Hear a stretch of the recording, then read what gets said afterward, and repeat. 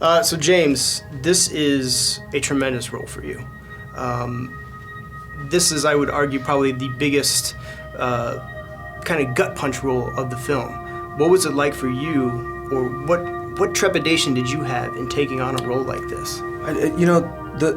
I like challenges, man. I like pressure. I mean, if there was any trepidation, was the pressure of coming in and representing Tyrone Woods. I mean,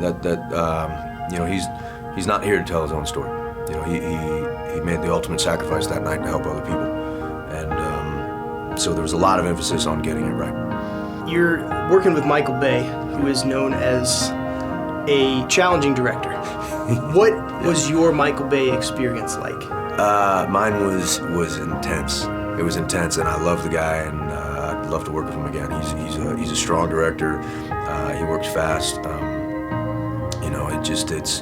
He's the type of guy that you need to do all your preparation beforehand.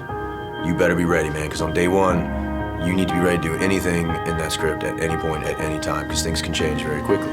And the beautiful thing about it is that as fast as he runs and as intense as he is, if you can run on that same pace, he turns around and he trusts you and respects you. And he gave me a long leash. He gave me a long leash, man, and he let me run with it. He let John run with it. He let all of us run with it and really try to create these characters. He had a lot of respect for the storytelling process. How did you get into Roan's head for this role? First thing I did is I went up and I met with the real Jack Silva, who John Krasinski plays. And Jack Silva prefers to remain private. And we spent some time together, and Jack also served with Tyrone in the Navy SEALs, so they served as SEAL teams, and it was very important to me to get that part of it first, because that's where Ty comes from. You know, I think I want to clarify that Ty spent 20 years in the Navy SEALs. He did a lot of things that you don't hear about. You know, he didn't do things for a pat on the back. This man was a silent warrior, and he was put here to do a certain thing in life, but to get that part and then come into this and tell this story. And we also had the real guys with us on set, so there was always this movement to keep things on the right path and to not stray to some other great area. What was it like for all of you guys working together? Were you able to kind of form those bonds early on, like the team bonds that like these guys would typically already have or develop there? Were you guys able to do that prior to shooting? It's so interesting, man, because you talk to those guys, the real guys, you know, in the contracting world, these guys don't know each other.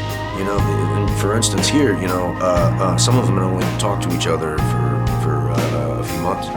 You know, so there's this constant rotating kind of schedule. But what they bond over is the fact that they're trained. It's the past experiences that they know. They know each other, they trust each other, and they can move to each other and do their work. And it's very similar in the acting world. You know, Michael put together a group of 6 guys that we might not know each other, but we have enough years, we have enough experience, and we're there for the right reasons, and we're like-minded enough that what you find is professionally, you just gel. And we became a really close-knit, bearded unit. Did making this movie change your real-world perspective at all? Everything changes, man. You know what I mean? Every movie you do, you changes the way you see things, and you leave pieces of yourself behind. Then you pick up new ones and put them in, and you carry those off. You know, this was a wild experience. We shot in Malta and Morocco, and obviously the subject matter is very intense, and we're dealing with a real story, and so we're taking the job very seriously, and we're working under very intense circumstances. I'm also working with actors from Libya. I'm working with actors, Moroccan actors. We had an international crew, so there was this great multicultural exchange going on when the cameras weren't rolling. Yeah. I think it changed all of us.